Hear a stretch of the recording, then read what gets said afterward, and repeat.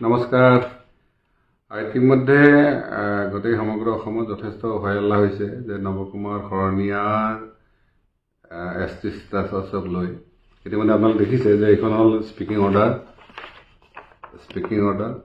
ইয়াত স্ক্ৰুটিনি কমিটিৰ state level scrutiny কমিটিৰ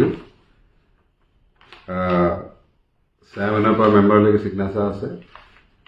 ইয়াত লাষ্ট লিখিছে যে শ্ৰী নৱকুমাৰ শৰণীয়া চনবলে Lakshikanta Saraniya alias Lakshikanta Das alias Lakshikanta Surugos of village Diglipar, Tamalpur district, Baksa does not belong to Boro Kosari community.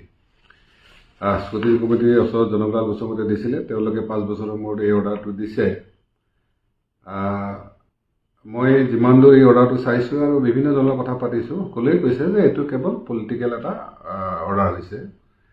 কাৰণ ইয়াত জনকলাল গোস্বামীয়ে যিটো এপিল কৰিছিল, তাৰপিছত আমিও ইয়াত প্ৰেজেণ্টেশ্যন দিছিলোঁ, তাৰপিছত এই অৰ্ডাৰটো দিছে। এতিয়া প্ৰশ্নটো হৈছে যে অহাকালিলৈ নৱকুমাৰ শৰণীয়া আকৌ ইলেকশ্যন খেলিব পাৰিব নে নোৱাৰিব। এই ক্ষেত্ৰত যিহেতু আমাৰ হাতত সময় কিছু আছে আৰু যিহেতু কোৰ্টত যোৱাৰ সুবিধাটো আছে, নিশ্চিতভাৱে আমি কোৰ্টত যাম। আৰু ইয়াৰ মেইন কাৰণটো আপোনালোকে দেখিছে যে সকলোৱে জানিছে যে নৱকুমাৰ শৰণীয়া কোকৰাঝাৰত ৰদ কৰিব পৰা ক্ষমতাটো বিজেপি বিপলত নাই।